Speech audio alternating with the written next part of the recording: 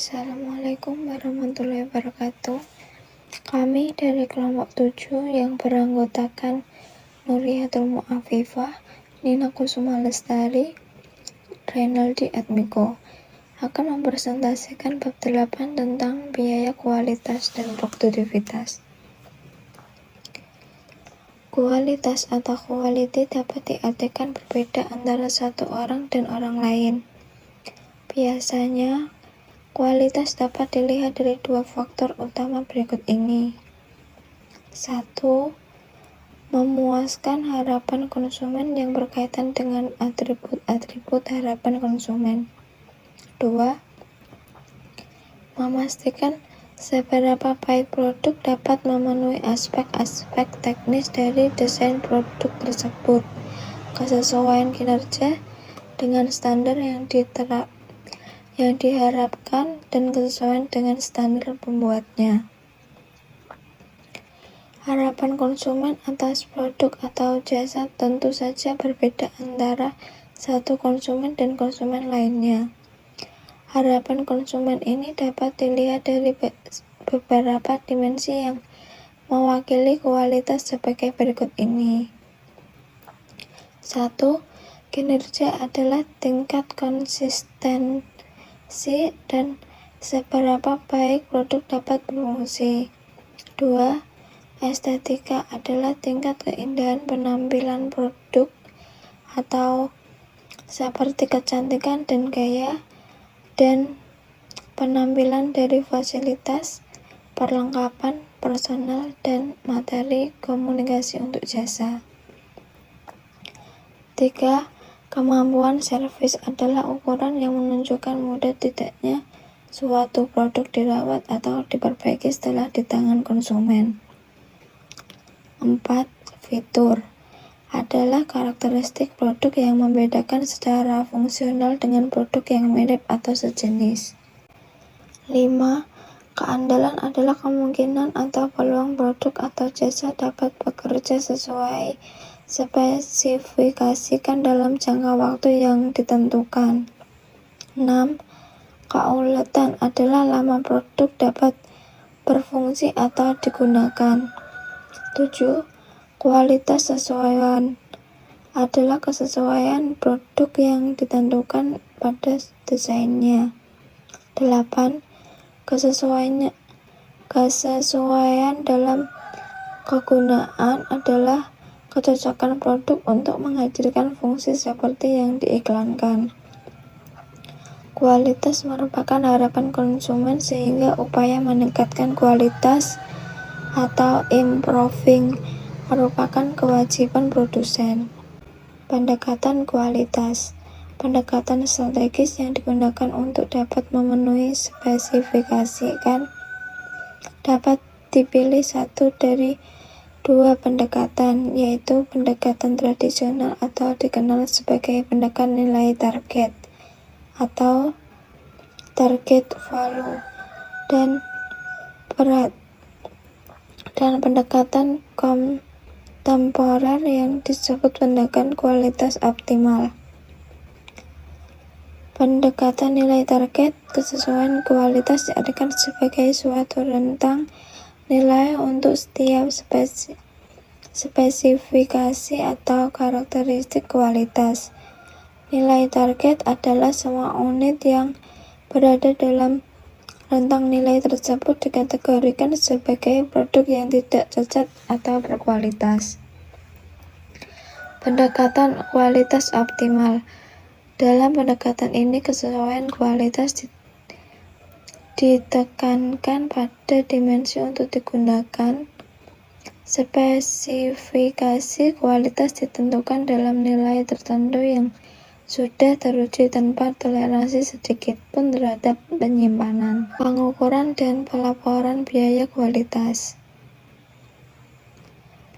Dengan adanya pelaporan biaya kualitas yang terukur secara akurat, maka akan diketahui apakah upaya peningkatan kualitas yang telah dijalankan sudah sesuai dengan tujuan perusahaan. Biaya kualitas atau cost of quality merupakan biaya yang terjadi atau mungkin akan terjadi karena adanya kualitas yang rendah. Biaya kualitas dapat dibedakan menjadi dua kelompok, yaitu biaya yang berkaitan dengan aktivitas pengendalian atau control activity dilaksanakan dengan tujuan untuk meningkatkan kualitas. Sedangkan biaya yang berkaitan dengan aktivitas kegagalan atau failure activity terjadi karena adanya kegagalan dalam menjalankan aktivitas atau adanya produk yang berkualitas rendah. Kedua kelompok tersebut dapat dipecah lagi dalam 4 subkelompok biaya, yaitu 1. Biaya pencegahan atau prevention cost adalah biaya yang terjadi karena adanya usaha untuk mencegah terjadinya kegagalan dalam menjalankan aktivitas jasa atau produk yang berkualitas rendah. 2. Biaya penilaian adalah biaya yang terjadi karena dilakukan penentuan apakah produk atau jasa yang dihasilkan telah sesuai dengan permintaan atau kebutuhan konsumen. 3. Biaya kegagalan internal adalah biaya yang terjadi pada saat produk atau jasa yang dihasilkan tidak sesuai dengan permintaan atau kebutuhan konsumen. 4. Biaya kegagalan eksternal adalah biaya yang terjadi pada saat produk atau jasa yang dihasilkan tidak sesuai dengan permintaan atau kebutuhan konsumen dan diketahui setelah produk sudah berada di tangan konsumen. Pengukuran biaya kualitas. Biaya kualitas dapat diklasifikasi menjadi dua dalam pengamatannya. Pertama adalah biaya kualitas yang dapat diamati atau observable quality cost, merupakan biaya kualitas yang secara langsung dapat diukur dan biayanya datanya tersedia dalam laporan akuntansi perusahaan. Sedangkan yang kedua, biaya kualitas yang tersembunyi atau hidden quality cost, merupakan biaya atas hilangnya kesempatan yang diakibatkan oleh rendahnya kualitas.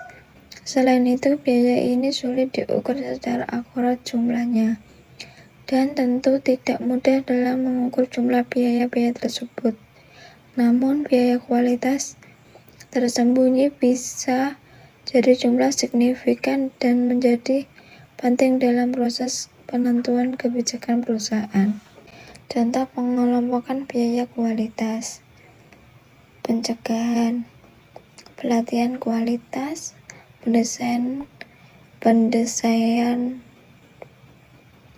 pendesainan kualitas, perekayasaan keandalan, pengujian model. Penelitian yaitu review desain, inspeksi bahan, inspeksi mesin, pengujian laboratorium, akseptasi proses. Kegagalan internal, bahan sisa, perbaikan pengerjaan ulang, kemacetan produksi, kerusakan mesin, pembuangan limbah. Kegagalan eksternal, biaya garansi, penggantian produk, komplain pelanggan, penarikan produk, kewajiban-kewajiban terkait dengan produk, kehilangan penjualan, kehilangan pangsa pasar. Metode yang dapat digunakan untuk mengukur secara akurat biaya kualitas tersebut, sehingga cara terbaik untuk menentukan besaran biaya ini adalah dengan menggunakan pendekatan estimasi. Beberapa pendekatan estimasi yang lazim digunakan adalah metode multiplier, metode riset pasar, dan metode Taguchi quality loss function. Metode multiplier. Berdasarkan metode ini diasumsikan bahwa total biaya kualitas merupakan multiplikasi dari beberapa ukuran biaya kegagalan sehingga untuk mengestimasi biaya kegagalan total dapat dilakukan dengan menggunakan suatu angka penggali yang ditentukan dengan biaya kegagalan total yang terobservasi. Metode riset pasar digunakan untuk mendapatkan gambaran jumlah biaya kegagalan total dilakukan dengan menggunakan wawancara terhadap tenaga pemasaran dan survei konsumen. Hasilnya akan diperoleh suatu besaran dari rendahnya kualitas terhadap pangsa pasar dan hilangnya penjualan yang akan bermanfaat dalam memprediksi dampak rendahnya kualitas. Metode Taguchi Quality Loss Function. Pandangan dalam metode Taguchi ini berbeda dengan pandangan tradisional yang mengizinkan adanya penyimpangan selama masih dalam rentang target.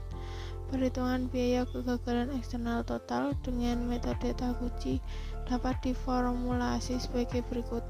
Praga 8.4 menunjukkan bahwa biaya kualitas adalah 0 pada saat nilai target dapat dicapai dan bertambah secara asimetris setiap terjadi penyimpangan terhadap nilai target kualitas.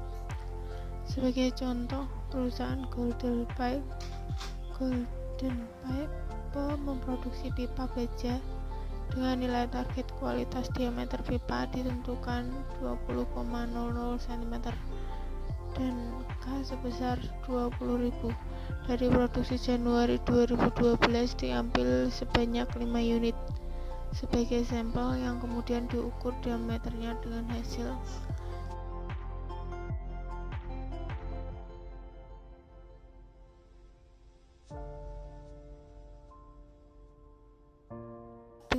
sebagai berikut. Bisa dilihat dari layar. Contoh laporan biaya kualitas. Berdasarkan data tersebut dapat dihitung biaya kegagalan eksternal total untuk Januari 2012. Jika di perusahaan Golden Pipa bulan itu diproduksi 10.000 unit pipa, maka besarnya biaya kegagalan eksternal sebesar Rp3.300.000 atau 10.000 unit dikali Rp330. Perhitungan dapat dilihat pada tabel sebelumnya. Laporan biaya kualitas dapat menjadi sumber informasi terpenting dalam pembuatan keputusan perbaikan. Laporan biaya kualitas adalah menentukan biaya kualitas sesungguhnya untuk setiap komponen kualitas. Supaya penyusunan laporan biaya kualitas mudah dilakukan dan dipahami, lazimnya dibuat dalam bentuk presentasi dari penjualan sesungguhnya. Sebagai contoh, PT Artamas memiliki laporan biaya kualitas seperti yang disajikan dalam paragraf 8.6.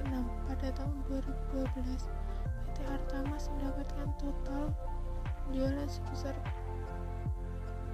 Rp3.280.000.000. Berdasarkan laporan biaya kualitas PT Artamas, diketahui bahwa biaya kualitas menyerap 12,5% dari penjualan total tahun 2012. Dari pelaporan ini, PT Artamas mengetahui bahwa masih punya peluang untuk meningkatkan laba dengan optimalisasi biaya kualitas. Setiap pandangan memiliki cara yang berbeda dalam mengelolakan biaya kualitas. Distribusi biaya kualitas PT Artamas disajikan sebagai berikut. Penaksiran sebesar 18%, kegagalan internal sebesar 22%, kegagalan eksternal sebesar 28%, pencegahan 32%. Pandangan tradisional disebut dengan tingkat kualitas dapat diterima atau acceptable quality level. Pandangan ini pertama kali dikemukakan oleh J.M. Juran yang mengemukakan model biaya kualitas optimal. Dalam model ini kualitas dibagi dibagi dalam 3 zona relatif terhadap titik total biaya kualitas minimum, yaitu aktivitas peningkatan kualitas dipilih pada daerah di bawah zona tingkat kualitas optimal. Zona kesempurnaan berada di atasnya, dan di antara keduanya terdapat zona tidak berbeda atau indiferense. Ada penjelasan lain dalam pendekatan kualitas yang dapat diterima diasumsikan sebagai suatu pertukaran antara biaya pengendalian dengan biaya kegagalan. Disinilah titik keseimbangan yang menunjukkan tingkat rendah dari biaya kualitas yang disebut sebagai tingkat kualitas dapat diterima atau AQL atau Acceptable Quality Level. Pandangan kontemporer disebut pengendalian kualitas total atau total quality control atau zero defect. Sangat dipengaruhi oleh teori yang dikemukakan oleh ahli kualitas dari Jepang, Kenichi Taguchi. Inti dari pandangan ini adalah untuk mendapatkan manfaat biaya, maka tidak diperbolehkan adanya produk yang tidak sesuai dengan spesifikasi yang ditentukan. Setiap penyimpangan spesifikasi target akan menghasilkan peningkatan biaya kualitas. Oleh karena itu, dalam pandangan ini, tingkat optimal dari kualitas akan terjadi pada kondisi cacat nol atau zero defect, yang berarti total biaya kualitas terendah dicapai pada saat tidak terjadi cacat. Analisis tren pelaporan biaya kualitas dapat memberikan gambaran mengenai distribusi biaya kualitas dalam kelompok-kelompok aktivitas kualitas. Namun dalam pelaporan tersebut tidak dapat memberikan gambaran secara makna perkembangan program perbaikan kualitas yang dilakukan. Dengan menggunakan grafik tren akan diketahui perkembangan total dan per komponen dari periode ke periode. Kemudian dengan melakukan perbandingan antar komponen kualitas akan diketahui hubungan dan pengaruh antar komponen. Misalnya, sebuah perusahaan memiliki data biaya kualitas sebagai berikut.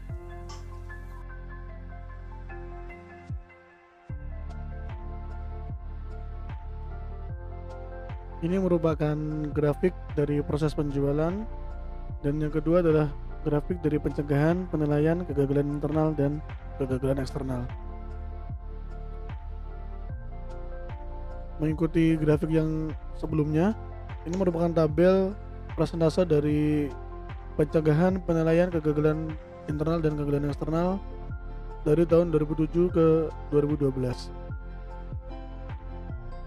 Mengidentifikasi masalah pengendalian kualitas.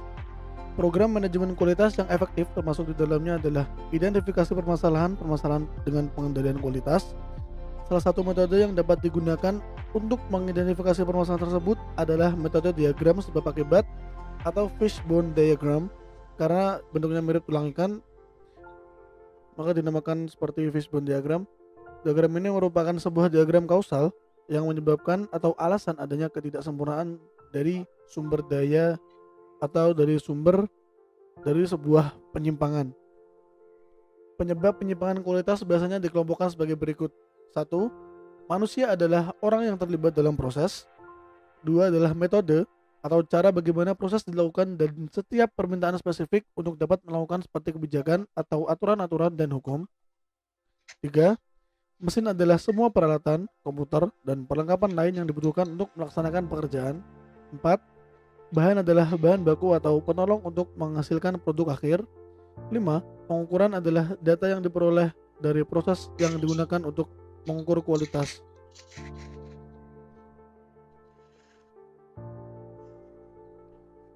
Lingkungan merupakan suatu kondisi seperti waktu di lokasi, cuaca, budaya, dan lainnya.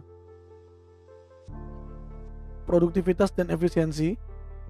Efisiensi merupakan kemampuan untuk mengubah input menjadi output antara throughput pada biaya terendah. Efisiensi proses sangat ditentukan oleh apakah karyawan telah bekerja ke arah tujuan yang sama, Output antara merupakan jumlah barang atau jasa yang dihasilkan dan disampaikan pada konsumen pada suatu periode waktu.